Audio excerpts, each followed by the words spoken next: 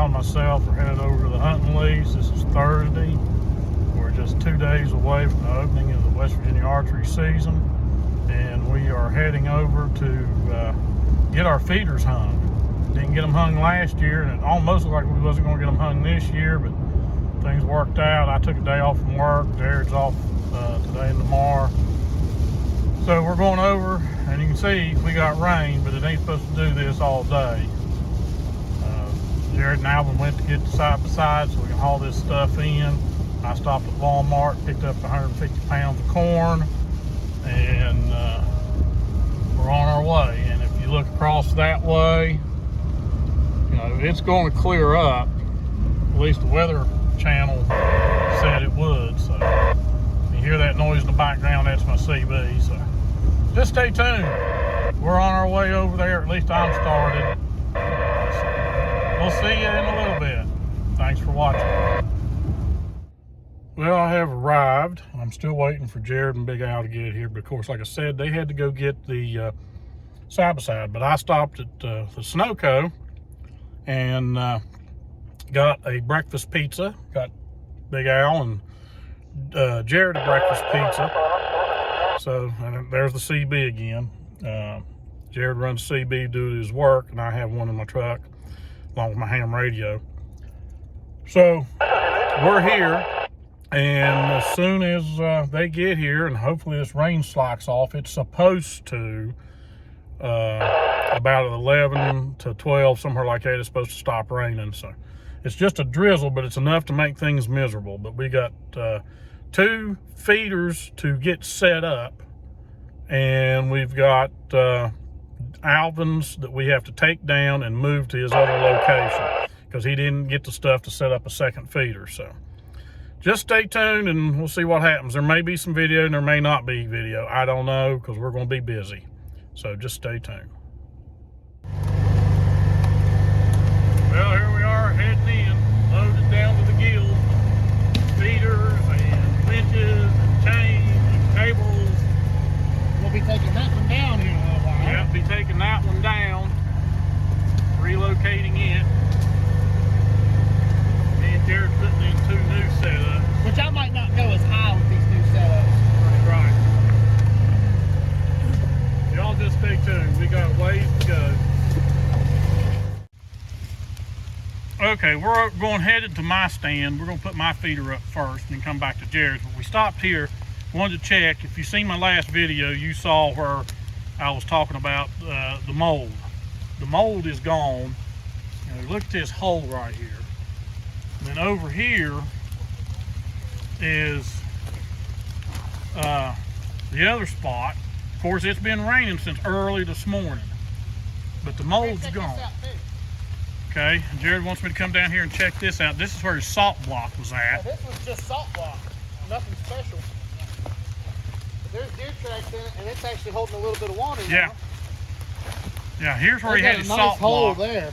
And you look at the hole that they have made around this uprooted tree. Of course, it's holding water. And you can see the deer tracks. Yeah, you can see the deer tracks. They're hitting that pretty good. Yeah.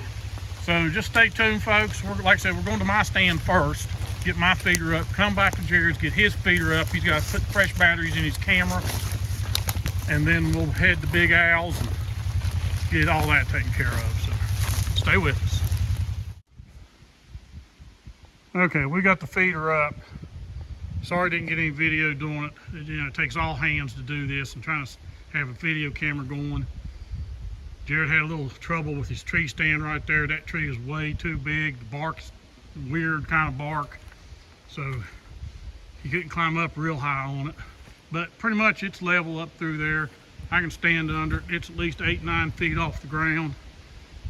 The winch is right there. Got some corn spread out. Got the feeder set for one time a day. And if you can see, there's the pulley and hook there. You go over to the tree and there's a pulley hooked right there where the chain comes around onto itself. And the cable goes straight down the tree to the winch. That's how we keep the bears from grabbing the cable and jerking on it or whatever, to keep them from shaking corn out of the feeder. So I've got to go get my lock. Jerod and them's gonna clean up. He's putting stuff up in my tree stand right now. Safety harness rope and my basket. Hopefully wave again there, bud. I may have missed you. There he is. Yep. So we're set for Saturday morning. So just stay tuned. Big Al's over here drinking some water. Yep. It's a cool day today in the mid to maybe upper 60s. Sun's out, it's quit raining. And I'm gonna go get a lock for my winch. Be back. Folks, I just wanted to see all these acorns laying here and here and here and all the way up the trail. There's some what I call pin oaks because they're real small acorns, but it looks like all the oaks have hit well this year, which might make it rough deer hunting and having corn out, but we just have to do our best. But here's what I was calling pin oaks. They're everywhere, all over the ground. And we get up here a little further, we're going to find the red oaks.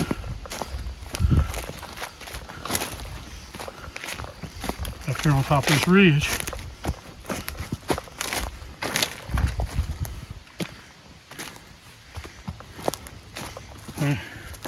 Yeah.